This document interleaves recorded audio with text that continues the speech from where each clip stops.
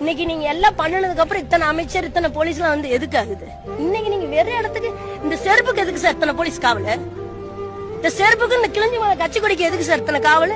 நிக்க கூடாதுங்கிறாங்க, பேசக்கூடாதுங்கிறாங்க, இத்தனை பேர் வந்து பாக்குறாங்க. நேத்துல என்ன பண்ணிட்டு இருந்தேன்?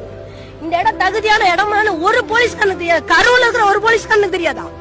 எல்லாத்துக்கும் பொறுப்பு முதல்ல இந்த இடத்துக்கு வந்து அப்ரூவ்டு கொடுத்த ஆளுங்கட்சி.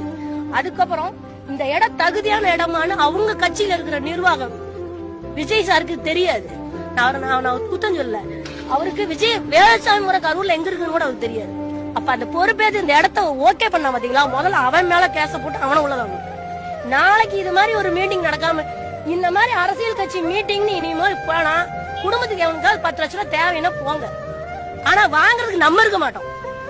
எவனா வாங்கிட்டு போவோம் நம்ம குடும்பத்துல இருக்கிறோம். அதுக்கு இஷ்டப்பட்டா நீங்க மீட்டிங் இன்னுமே செம்மியாட்டு கூட்டம் மாதிரி இருந்தோம்னு வச்சுக்கோங்க. உண்மையாலுமே நம்ம வாழ்றதுல வேஸ்ட். நம்மள எல்லாம் எவ்வளவு ஒரு கில்லுக்கறியா யூஸ் பண்றாங்கிறது இந்த மீட்டிங் தெரிஞ்சிருக்கு. அதாவது இங்க இருக்கிறவங்க இத்தனை படிச்சு எவ்வளவு கேவலமா இன்னைக்கு கரூரை பாக்குறாலும் கொண்டு வந்துட்டாங்க. இவங்க எல்லாம் படிச்சவனான்னு கேக்குறானுங்க காலையில இருந்து நியூஸ்ல. அவ்வளவு கேவலமா போய் இங்க இருக்கிற பிள்ளைங்க இங்க இருக்கிற விஷயம் பார்க்க வரமாட்டாங்களா?